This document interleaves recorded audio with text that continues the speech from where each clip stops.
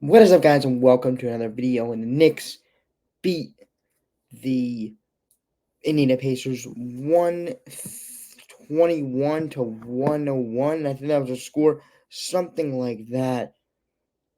It was 121 to 91. The Knicks beat the Pacers. A big time effort from everybody. All hands on deck type game. Let me start with the offensive rebounding. The thing that, if you were a casual, you could look at and be like, hey, the offensive rebounds are kind of swinging Nick's way.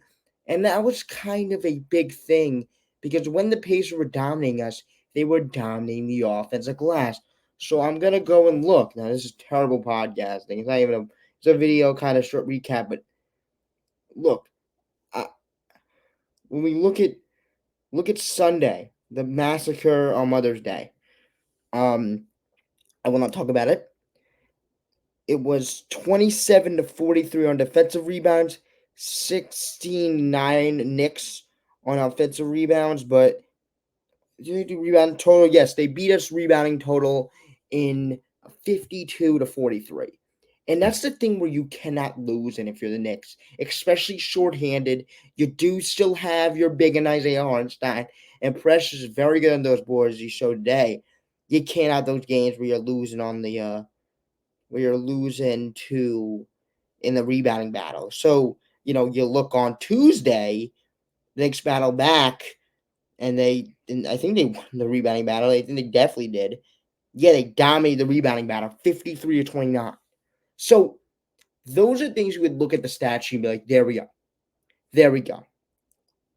And also, you won the points in the paint. 62 to 36.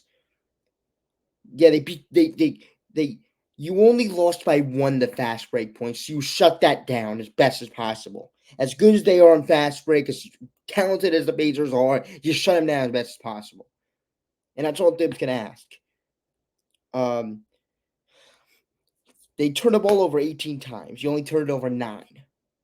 So that is that is something there where you turn the ball over twice as your opponent. The opponent that you turn the ball over to is going to win that game. It's obvious. And the Pacers just weren't set. Like, they didn't know what to do with this Knicks defense. It was amazing. Um, the Knicks, they barely. Yeah, I mean, the Pacers shot 44 from three. The Pacers shot great from the 3-point line, but the way the Knicks were able to score points in the paint was better than what the Pacers did. And 34 from three for the Knicks, they hit decently. They didn't really hit that much, but they hit it. They hit enough to get you over the hump. And then also those rebounding categories, scoring and turnovers, points in the paint. They also kind of balance the 3-point shooting out. That was great. Now when the Pacers are killing you from the 3-point line, like they did in game 4, then you question a little bit. Then you're like, hey, can we really win these type of games where we're getting beat on the rebounding front? And we're also losing. We're also we're also letting them get 22 fast break points, and we're also turning the ball. They turn the ball over a little bit more or less. They got more assists. They got few more blocks. They got more defensive rebounds. They only lost the offensive rebound battle by 7. So are you really gonna win that game? Plus the 3-point shooting, which is 18% to 45%. So look, the Knicks won a game where they shot 34%. I think that's how they're gonna win.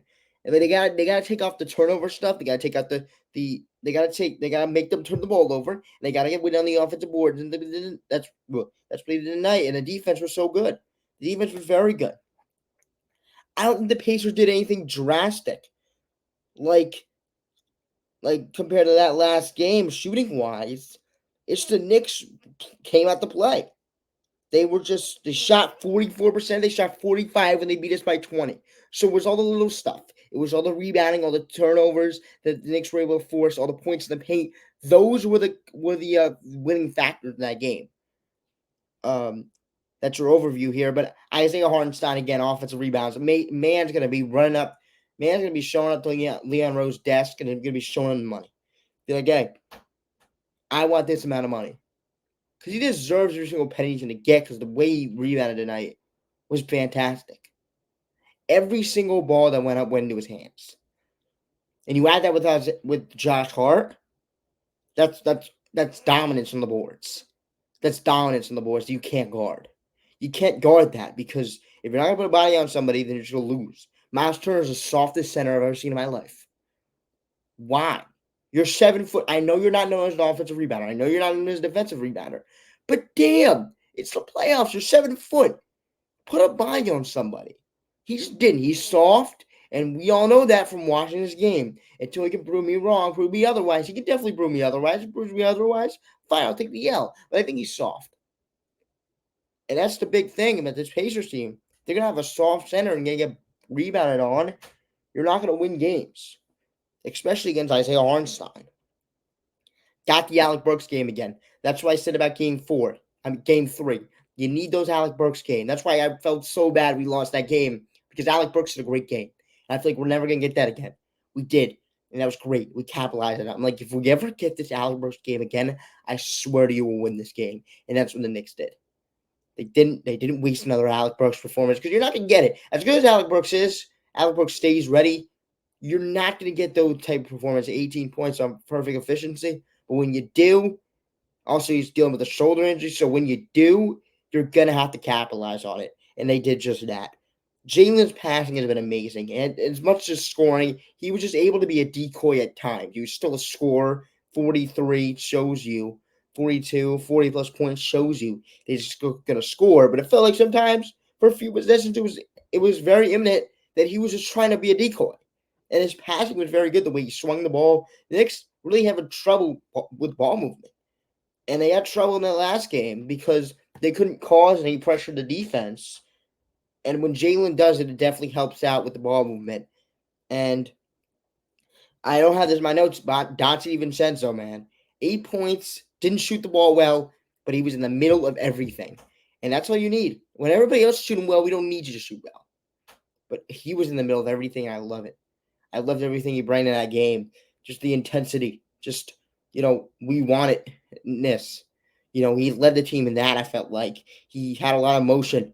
The team was stone-faced, I felt like. As good as that might be, okay, we're on the next game, we're stone-faced. You kind of also need to show some emotion, and DiVincenzo did that. I love that Jalen Brunson's keeping a stone-faced, don't want to smile and stuff, don't want to be complacent. But again, you have to show emotion. DiVincenzo did just that, and that really reflects of the team. And it's kind of like a family on this Knicks team. One person stands over another. Isaiah Hartenstein said, I stood up for DiVincenzo because he feels like family to me. And it's great to have a team like that. And that's kind of shows the chemistry of his team. Great decision by Thibs. He's going to get a contract extension. Shout out the man. The man's going to be paying for gas and food. Nothing but gas and food. I swear there's going to be nothing he pays for but gas and food. So, but he's going to get paid. And because he makes a decision like this, he makes adjustments. And the reason he is able to, while he was not a coach, he was able to learn from young coaches, study them, and get back in that coaching game where he can make adjustments now. He's done a very good job inserting Deuce in the lineup. Great job. Deuce was great in that game. He shot the ball very well. His defense on Halliburton, as I have in my notes, lockdown defense. Again, Halliburton being too passive. Again, I know the offense runs through you. You're an engine. You can pass. Man, when you put that ball on the floor and you shake somebody and you show some emotion, I know Knicks fans aren't really happy that he shows emotion. Maybe he's a front runner because they're winning and he's showing them, but whatever. When he shows emotion, he's scoring at a high level. The Pacers are a different team. I know you want to get on transition, Halliburton be a decoy, but at some point you're a superstar and you have to be like one. Because I believe that Halliburton at best is a superstar, like a Brunson. Brunson showed you can be a decoy at times. But man, when it's time to get down to business, you have to be able to score. And Halliburton wasn't able to do that today. He was able to do that in the games they won. You wonder why they won those games in Game 3 and Game 4 at Gamebridge. Because they were able to have Halliburton score. And it's as simple as that because he could be a decoy, but he can also be a guy who gets a bucket. And he also had a lot of assists in those games. But at the end of the day, it's who can get a bucket. And Halliburton did. Great. But today he couldn't. And great defense by Deuce coming in. And Precious did great off the bench. I feel like he was more free off the bench, sprinkling in the Hartenstein in minutes, not forcing on you. If it doesn't work, it doesn't work. But not forcing it is great. Precious bounce back. Amazing. Have a nice day. Peace out. Let's go, Knicks. Subscribe on to Game 6. Trying to close it out there. Close down Gamebridge. Peace. Have a nice day. And let's go.